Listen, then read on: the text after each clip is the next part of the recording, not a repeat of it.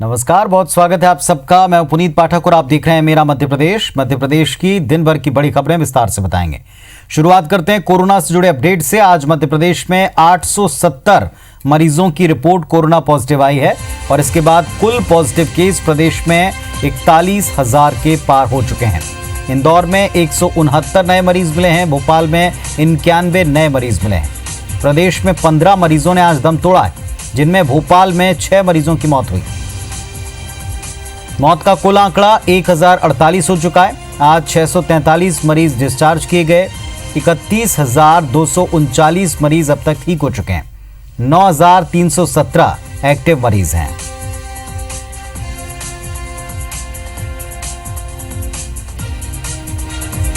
जबलपुर में बीते 24 घंटे में कोरोना से 4 मरीजों की मौत हुई है। मौत का आंकड़ा जबलपुर के लिए 44 तक पहुंच चुका है। कोरोना के 86 मरीज मिले हैं और कुल केस 2000 के पार हो चुके हैं।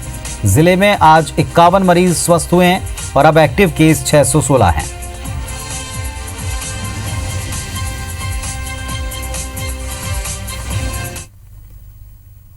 वहीं इंदौर में कोरोना मरीजों की संख्या में लगातार इजाफा हो रहा है। मंगलवार को 169 नए मरीज मिले। एक मरीज ने दम तोड़ दिया, जिसके बाद आंकड़ा 9,069 तक पहुंच गया। इसके साथ ही कोरोना से मृतकों की संख्या 337 हो गई है। प्रशासन और जनप्रतिनिधियों का कहना है कि हर रोज 2,500 सैंपल लिए जा रहे हैं, जिसमें मरीजों की संख्या बढ़ रही। दरअसल अनलॉक के बाद से मरीजों की संख्या तेजी से बढ़ी है। 19 नए इलाके कोरोना की चपेट में आए हैं। रिकवरी रेट 35% पर आ चुका है। हालांकि स्वास्थ्य महकमा अब भी स्थिति कंट्रोल में ही बता रहा है। फिलहाल शहर में 2,656 एक्टिव केस हैं। लॉकडाउन ये बहुत लंबे समय तक नहीं रखा जा सकता। ये व्यवस्थाएं खड़ी करने के लिए एक टेम्परेरी फेज था और इसलिए शहर को तो खोलना होगा।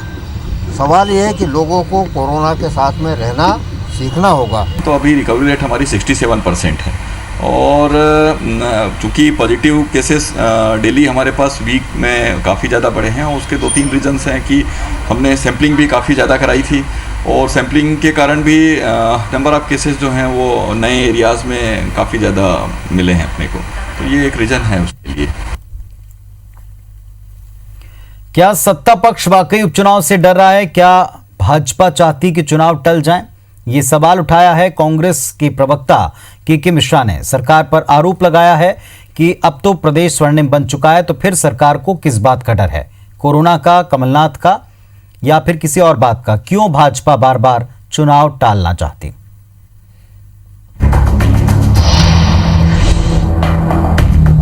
मध्य प्रदेश की 27 विधानसभा सीटों पर उपचुनाव होना है, लेकिन कोरोना संक्रमण की वजह से अभी तारीखों पर पेच फंसा हुआ है। चुनाव आयोग ने यह जरूर इशारा कर दिया है कि सितंबर अंत तक चुनाव हर हाल में करा लिए जाएंगे।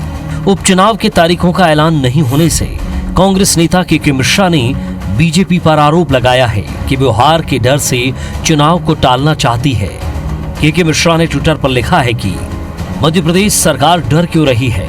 उपचुनाव से ईसी ने 20 जुलाई को कहा कोरोना के कारण चुनाव बढ़ेंगे। 23 को कहा सितंबर अंत तक समय पर ही होंगे। 25 को सीएम चिरायू में भर्ती। 26-27 को सीएसईसी को चुनाव आगे बढ़ाने का पत्र लिखते हैं। मध्य प्रदेश स्वर्णिम हो गया है तो डर मिथुन राशि वाले कोरोना या कमलनाथ जी से? के मिश्रा के इस ट्वीट के बाद मध्य प्रदेश में एक बार फिर बीजेपी कांग्रेस में बार पलटवार का दौर शुरू हो गया है। 27 उसके 2 दिन बाद चीफ सेक्रेटरी इलेक्शन कमीशन को इलेक्शन बढ़ाने के लिए पत्र लिखते हैं। तो ये पूरी तरह स्पष्ट है कि सरकार चुनाव से भाग रही है। और जब शिवराज सिंह जी के शब्दों में मध्य प्रदेश स्वर्णिम मध्य प्रदेश हो चुका है, मध्य प्रदेश आत्मनिर्भर हो रहा है, मध्य प्रदेश और देश राम राज्य की ओर अग्रसर हो रहा है, तो किस बात का सरकार को डर है? जब चाहे तब चुनाव आयोग चुनाव करा ले। भारतीय जनता पार्टी की तैयारियां जमीनी स्तर पर, मुद्दों के स्तर पर, नेतृत्व के स्तर पर, नीति कार्यक्रमों के स्तर पर पूरी तरह से हो रही हैं। ये मिथुन राशि कांग्रेस, कमलनाथ का कोरोना काइयापन जिनका जिक्र ये कांग्रेस के लोग कर रहे हैं, वो जाने, उनका काम जाने। हम लोकतंत्र में लोकतंत्रात्मक पद्धति से चुनाव लड़ेंगे। कांग्रेस के आरोपों के मुताबिक अगर बीजेपी सरकार चुनाव आगे बढ़ाना चाहती है तो सबसे ज्यादा मुसीबत उन मंत्रियों को होनी है जो बिना विधायक बने ही मंत्री बन चुके हैं। दरअसल सितंबर महीने में उपचुनाव नहीं हुए तो शिवराज कैबिनेट में शामिल गोविंद सिंह राजपूत और तुलसी सिलावट को मंत्री पद से हटना पड़ेगा, क्योंकि नियम के मुताबिक बिना विधायकी का चुनाव जीते मंत्री बने 6 महीने का वक्त पूरा हो चुका है। वहीं अगर चुनाव नवंबर बाद हुए तो 2 जुलाई को मंत्री पद की शपथ लेने वाले 12 मंत्रियों को भी मंत्री पद से हाथ धोना पड़ेगा। हालांकि चुनाव आयोग ने हाल ही में ये संकेत दिए थे कि सितंबर अंत तक चुनाव करा लिए जाएंगे। उसके मुताबिक आज की तारीख के हिसाब से तो चुनाव आयोग के पास सिर्फ 18 दिन ही बचे हैं कि यदि कोई सीट रिक्त होती है और वहां जनप्रतिनिधि नहीं है तो संविधान ऐसी व्यवस्था करता है कि 6 माह के भीतर उक्त सरकार को नोटिफिकेशन जारी कर राज्य निर्वाचन आयोग को पहुंचाने के बाद चुनाव कराए जाएं और सदस्यों की संख्या की पूर्ति की जा सके। जहां तक प्रश्न ये है कि चुनाव कब तक होना चाहिए, ये स्पष्ट है कि चुनाव 6 माह के भीतर होना चाहिए। उपचुनाव टालने का ज्यादा खतरा न सिर्फ मंत्रियों को है बल्कि कांग्रेस को भी है। शायद यही वजह है कि कांग्रेस चाहती है कि चुनाव वक्त पर हो और बैलेट पेपर के जरिए हो। बहरहाल एमपी में उपचुनाव कब होगा ये तो चुनाव आयोग तय करेगा, लेकिन उससे पहले कोरोना के कारण उपचुनाव टलने की आशंका को लेकर सियासत जारी है। नवीन कुमार सिंह, IBC 24, भोपाल। मध्य प्रदेश के इंदौर में पूर्व सीएम कमलनाथ का एक पोस्टर जमकर वायरल हो रहा है। जन्माष्टमी से पहले वायरल हुए इस पोस्टर में कमलनाथ को महाभारत का अर्जुन बताया गया। इसमें लिखा है कि मध्य प्रदेश में विकास के अर्जुन हैं माननीय कमलनाथ। कमलनाथ का अर्जुन के रोल में यह पोस्टर सोशल मीडिया पर जमकर वायरल हो रहा है। कमलनाथ के पोस्टर पर मध्य प्रदेश के गृह मंत्री नरोत्तम मिश्रा ने कहा कि अर्जुन ने महाभारत में अपनी सेना की ऐसी हालत नहीं की थी जैसी कांग्रेस की सेना की हो गई है। कभी सुंदरकांड करते हैं, कभी कृष्ण दरबार सजाते हैं। कुछ लोग होते हैं ऐसे जो हालात देखकर बाजार लगाते हैं। मेरे ख्याल से तो यही सब कुछ है। अयोध्या में राम मंदिर के भूमि पूजन के बाद राम को लेकर एक बार फिर सियासत जारी है। मध्य प्रदेश में राम वनगमन पथ निर्माण योजना एक बार फिर चर्चा में। 2007 में सीएम शिवराज ने इसकी घोषणा की थी, जो अब तक पूरी नहीं हुई। 2018 के विधानसभा चुनाव में कांग्रेस ने इसे अपने वचन पत्र में शामिल किया। सरकार बनने के बाद इसका प्रोजेक्ट तैयार कर इसके लिए बजट के 22 करोड़ का प्रावधान भी किया, लेकिन इस पर काम शुरू होने से पहले सरकार गिर गई। ये मामला ठंडे बस्ते में फिर चला गया। कांग्रेस सरकार की मंशा पर सवाल उठाए जा रहे हैं। इधर बीजेपी अपना इससे पल्ला झाड़ने में जुटी।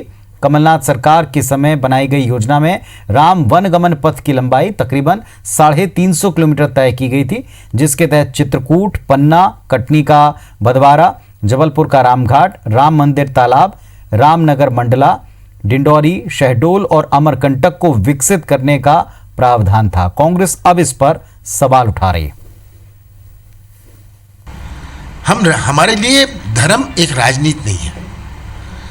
भारतीय जनता पार्टी ने हमेशा धर्म का उपयोग राजनीतिक दृष्टि से किया है। मैंने सबसे बड़ा मंदिर बनाया, हनुमान मंदिर, मध्य प्रदेश का छिंदवाड़ा में। इसमें कौन सी राजनीति थी? कोई राजनीति नहीं है। राम पथ वन गमन में जो कांग्रेस पार्टी कमलनाथ जी ने प्रोविजन किया था पैसे का, इस सरकार ने उसको 0 कर दिया है। गौशालाएं कमलनाथ जी ने 1000 बनवाई, पर उसके चारे और रख रखाव के लिए इन्होंने प्रोविजन 0 जैसा कर दिया कि इनकी धार्मिक भावनाएं भारतीय जनता पार्टी और उसकी सरकार और शिवराज सिंह जी की क्या है, इससे समझ में आता है। कांग्रेस की सरकारें रही 40 साल से ज्यादा। कांग्रेस सरकार को कहीं कोई सोच समझ नहीं पड़ी। पर्यटन, संस्कृति, भगवान राम की विरासत के तौर पर कहीं किसी प्रकार का कोई कदम नहीं उठाया। भारतीय जनता पार्टी की सरकार ने उठाया, इसका डॉक्यूमेंटेशन किया। सतना में केजेएस सीमेंट फैक्ट्री के मालिक पवन आहलूवालिया के घर पिछले 5 अगस्त से जीएसटी की छापामार कार्यवाही चल रही है। ईडी और इनकम टैक्स की टीम भी जांच में जुटी है। ये कार्रवाई केजेएस सीमेंट फैक्ट्री के मालिक के सतना के बांधवगढ़ कॉलोनी स्थित आलीशान घर और मैहर स्थित केजेएस सीमेंट प्लांट में की जा रही है। जानकारी के मुताबिक अब तक 17 करोड़ से ज्यादा की जीएसटी चोरी का मामला सामने आ चुका है। 7.5 करोड़ से ज्यादा की रकम का नगद व्यापार करना पाया गया। टीम को 52 लाख रुपए कैश बरामद हुए। वहीं केजीएस सीमेंट के chief vice president KS Singhvi को गिरफ्तार कर लिया गया।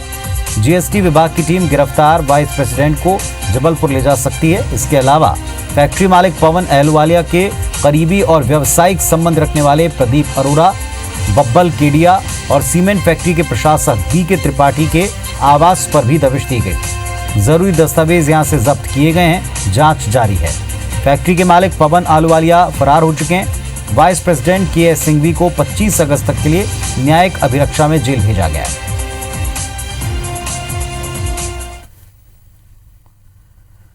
भोपाल के बाग सिवनिया इलाके में एक डिप्टी सेक्रेटरी की उनके ही घर में बंद कमरे में 2 दिन पुरानी लाश मिली है। पुलिस ने मामला दर्ज कर लिया है, शव परिजनों को सौंप दिया है। मौत का कारण हार्ट अटैक बताया गया। हालांकि पोस्टमार्टम के बाद असली वजह का खुलासा होगा। पुलिस के मुताबिक 56 साल की उम्र में लखन सिंह टेकाम मंत्रालय में डिप्टी सेक्रेटरी थे, जो पेबलवे कॉलोनी में अपनी पत्नी और 11 साल के बेटे के साथ रहते थे। मृतक की पत्नी ने बताया कि उनकी पति से बोलचाल बंद थी। लखन पहली मंजिल पर रहते थे और वो अपने बेटे के साथ ग्राउंड फ्लोर पर रह रही थीं। पत्नी भोजन की थाली दरवाजे के बाहर रख देती थी, जिसे वो बाद में उठा लेते थे। इसी तरह रविवार रात और सोमवार को भी खाने की थाली रखी, लेकिन सोमवार शाम तक वो बाहर नहीं निकले, जिसके बाद पत्नी ने आसपास के लोगों को बुलाकर दरवाजा तोड़ा।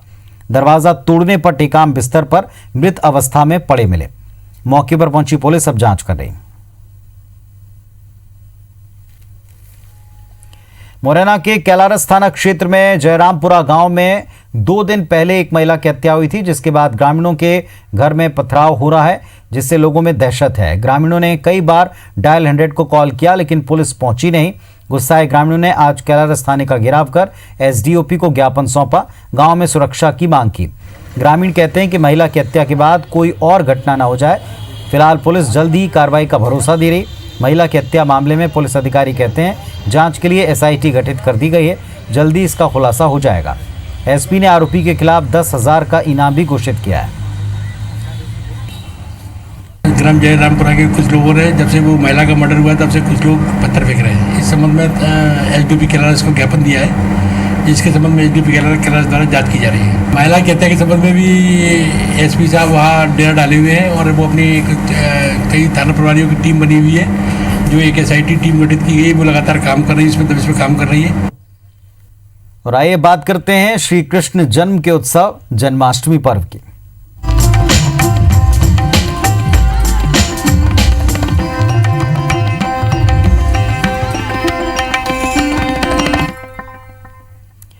भोपाल में मुख्यमंत्री आवास पर जन्माष्टमी का पर्व धूमधाम से मनाया जा रहा है। मुख्यमंत्री शिवराज सिंह चौहान, उनकी पत्नी साधना सिंह ने इसकी तैयारियां जोर शोर से की हैं।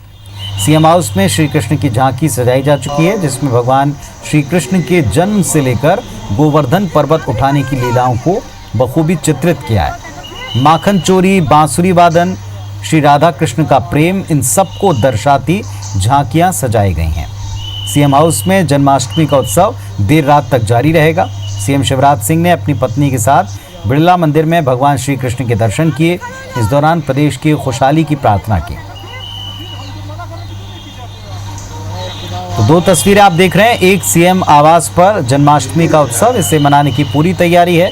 मुख्यमंत्री आवास पर विभिन्न झांकियां सजाई गई, जो कृष्ण लीलाओं और साथ ही उनके जीवन के अलग अलग स्वरूपों को प्रदर्शित कर रही हैं। तो दूसरी तरफ बिड़ला मंदिर में श्री कृष्ण के दर्शन करने और प्रदेश की खुशहाली की कामना करने मुख्यमंत्री सपत्नीक पहुंचे।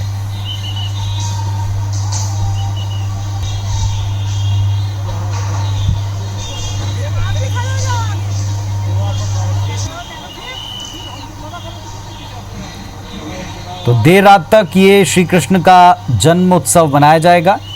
आकर्षक झांकियां, भजन संध्या और पूजन की सारी तैयारी पूरी हो चुकी है। वहीं ग्वालियर में कृष्ण जन्मोत्सव का उत्साह देखते बन रहा है। फूलबाग के प्रसिद्ध गोपाल मंदिर में जन्माष्टमी पर 50 करोड़ के जेवरात भगवान श्री कृष्ण को, राधा जी को चढ़ाए गए हैं, उनसे सजाया गया है। 200 से ज्यादा जवान तैनात हैं। सिंधिया राजवंश का पूजा गृह रहा है ये मंदिर। तो आकर्षक और सुंदर आभूषणों से और विशेष श्रृंगार करके सजाया गया है राधा कृष्ण को। सिंधिया राजवंश का ये पूजा गृह रहा है। सुरक्षा में जवान तैनात हैं। देखें आप, ये सुंदर आकर्षक साज सज्जा से पूरा परिसर कृष्ण भक्ति के रंग में रंगा हुआ दिख रहा है।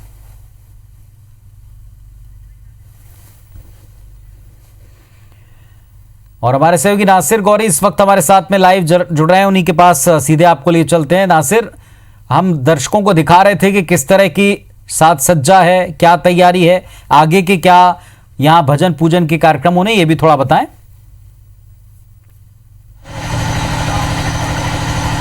देखिए, ये ग्वालियर का गोपाल मंदिर ऐतिहासिक मंदिर है और जैसा कि रियासत कालीन इसका इतिहास है और 50 करोड़ से ज़्यादा के हीरे जवाहरात के और पन्ना के उन रत्नों से इनका साज सज्जा की गई है। आप देख सकते हैं कि मेरे पीछे ये गोपाल मंदिर है। लेकिन हालांकि कोविड के चलते यहाँ पर मंदिर में किसी भी व्यक्ति को प्रवेश नहीं दिया जा रहा है। लोगों जो ग्वालियर नगर निगम के आधिपत्य में आता है तो नगर निगम का जो पेज है उसके मार्फत और साथ ही जो शहर में LED लगी हुई है स्मार्ट सिटी की, उनके ज़रिए लोग दर्शन कर पा रहे हैं। लेकिन आप देखेंगे दूसरी ओर जहाँ पर हम खड़े हुए उसके बाजू में पीछे की ओर भक्त हैं वो मौजूद हैं, वो दूर से ही दर्शन कर रहे हैं। तो इस कुछ ही देर में यहाँ पर आरती थी, वो आरती हुई है और उसके बाद रात 12 बजे तक यहाँ दर्शन के लिए खुले रहेंगे और फिर उसके बाद जो जितने भी आभूषण हैं उन आभूषणों को उतार कर ट्रेजरी में नगर निगम के और जिला प्रशासन के जो अधिकारी हैं वो जमा करवाएंगे। आप देख सकते हैं कि भक्त हैं वो दूर से ही दर्शन कर रहे हैं। उनकी मनोकामना ये थी कि वो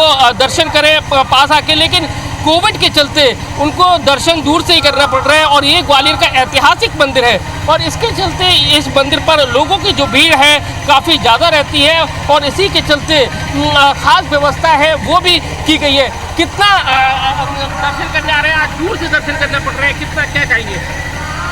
देखिए, भगवान इस वक्त कोरोना काल चल रहा है इसलिए सोशल डिस्टेंसिंग का भी है। बाकी भगवान के दर्शन यहाँ से भी बहुत अच्छे हो रहे हैं। बाकी हर साल हम अंदर से दर्शन करते हैं।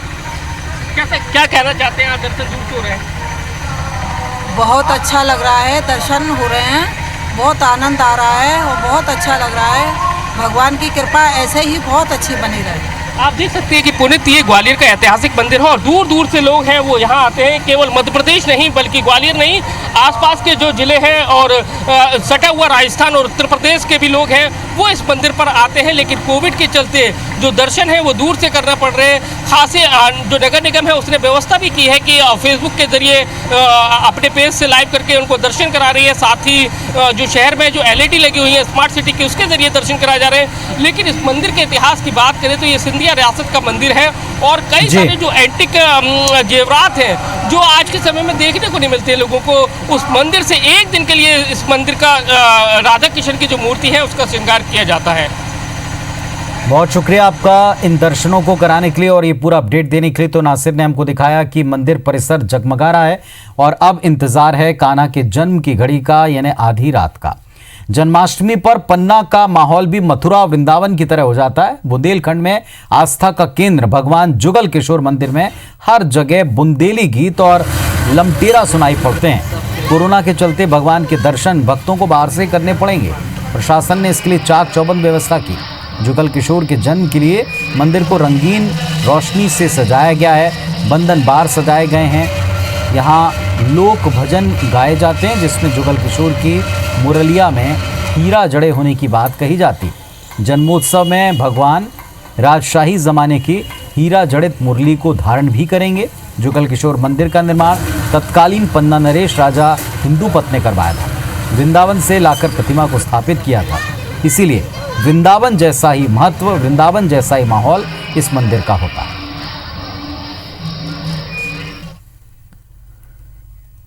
हालांकि कोरोना का संकट काल, इसका असर सारे त्योहारों के साथ जन्माष्टमी पर भी दिख रहा है। श्री कृष्ण को मास्क लगाए गए हैं जिससे कोरोना का असर कान्हा पर ना पड़े।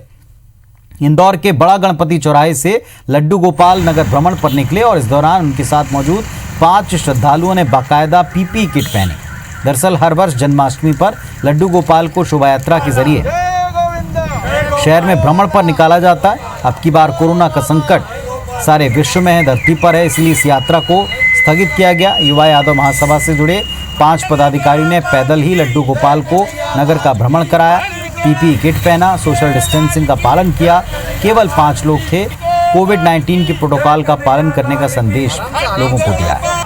श्री कृष्ण जन्माष्टमी पर भगवान कृष्ण से प्रार्थना की गई कि जल्दी ये संकट टले, देश दुनिया को इससे मुक्ति मिले। हमारी पारंपरिक यात्रा ये यथावत बनी रहे, इसको हमने कोविड को देखते हुए 5 लोगों के साथ में सोशल डिस्टेंसिंग का पालन करते हुए पीपीई किट पहन के ये यात्रा हमने 5 लोगों के साथ हमारे कृष्ण जो आराध्य कृष्ण भगवान है उनको नगर भ्रमण पर निकाला। नरसिंहपुर के परमहंसी गंगा आश्रम में द्वारिका ज्योतिषपीठ के शंकराचार्य स्वामी स्वरूपानंद सरस्वती ने कृष्ण जन्माष्टमी पर कृष्ण की बाल लीला की उपासना की। धर्म संदेश देते हुए उन्होंने कहा कि सत्य कितना ही निर्बल और असत्य कितना ही बलवान क्यों ना हो जाए, अंत में जीत सच की होती है।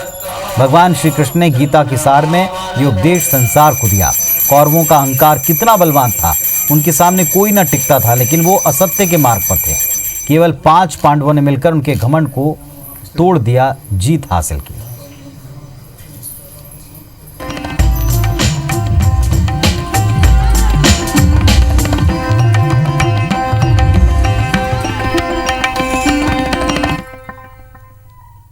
तो इस बुलेटिन में फिलहाल इतना ही। तमाम खबरों अपडेट्स के लिए आप देखते रहिए IBC 24। नमस्कार।